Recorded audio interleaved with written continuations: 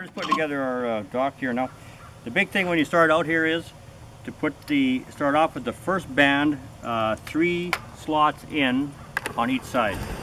And then after you do that, then measure halfway between that and put your other one at a halfway point here, your middle support. And the biggest thing is make sure that the other dock pontoon matches this one here exactly, so that when you put the framing on, everything is straight. So after you put these on, secure these down so the pipe goes in the slots right here, the countersunk right in here. Secure those right in there so they're countersunk. And after you do that, then roll them all over and put silicone around the edges right here, just in case any water tries to creep in the plastic pipe. So do that, and then next thing we do is take a hacksaw or a mini grinder and cut off all the extra ready rod here. Okay. And when you're doing the initial brackets on here, these are on the top of the dock, so always make sure there's a plug on one end. Make sure the plug is on top, always.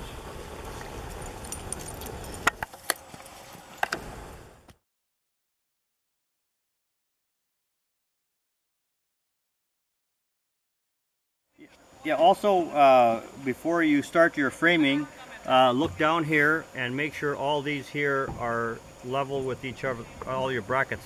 And what you can do for final adjustment is you can take a hammer and you can tap them one way or the other to make sure they're lined up all the same.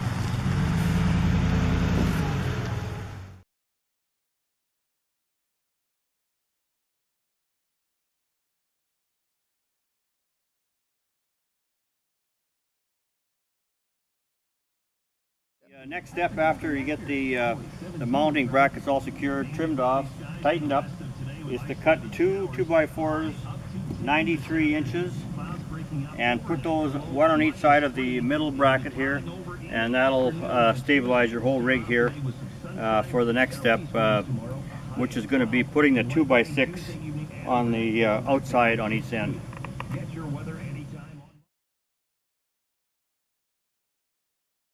Step is to put the side supports on here, and so these are 16 foot long, so just space them out on each end so they're equal on both ends here, and screw those to the sides here.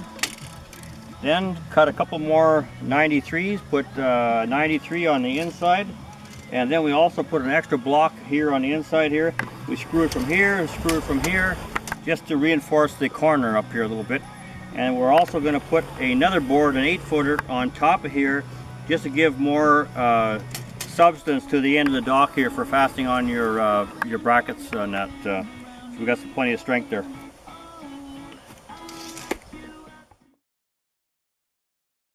Okay, after you get your end plates on here, then we're going to put the plates on here, a 93 first in between the end plates, and then an 8-footer on the very outside, blocks on the inside just to stiffen things up. And then we put a support halfway right here, a 2x4. Make sure the 2x4 is centered in between here, and it's sitting right on top of a rib, and that'll just make sure there's never any play of your pontoon when it's in the water bouncing up. That'll make it nice and rigid. And then we put a piece down the middle here, a 2x4, and what that does is when your decking goes on, when your boards won't flex because they'll all be tied together with this support in the middle here. So that'll do that and stiffen her up, and now we're ready for decking, and she'll be done.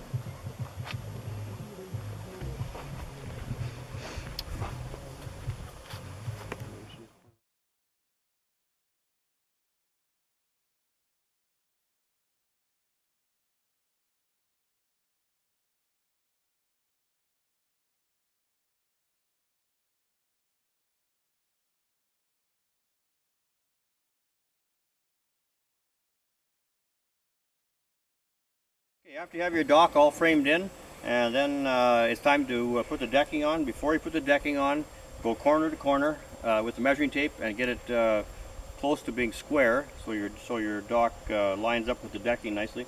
And then just put the decking on there. The best thing is to screw the decking on also. It gives you a stronger dock, and it'll last a lot longer. And after your dock is done, slide her in the water, and then you can figure out your configuration of what you need for your setup. As far as the joints go, we have metal hinges available, and they work very well also. My personal preference is conveyor belt. I've been using this conveyor belt for 25 years and have very good luck with it. It gives a little bit in the waves. It's quiet. There's no clanging or anything. So myself personally, I prefer conveyor belt. It's getting harder to find.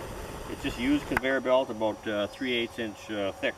And I put a piece on the side of it here, like this here, nice and tight in here, and nail it or screw it, and a piece on top. And the piece on the side there on the joints, you don't get any play in your docks between them here. They're all rigid, and then so it works out real good.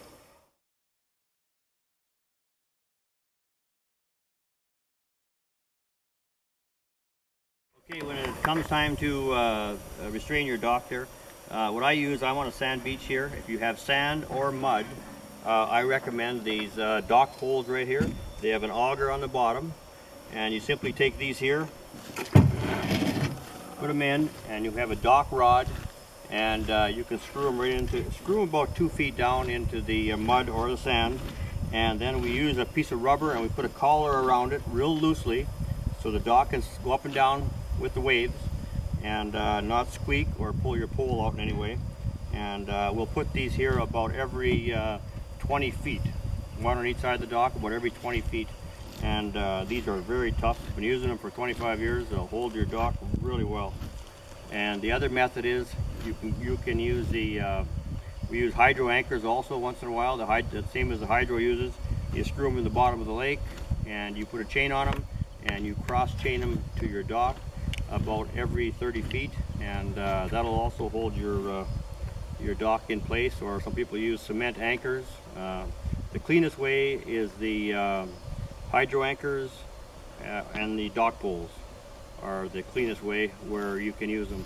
If you can't drill into the sand, then you got to use a heavy anchor like a barrel full of cement or whatever, and cross tie it so your dock can't go anywhere. That's good.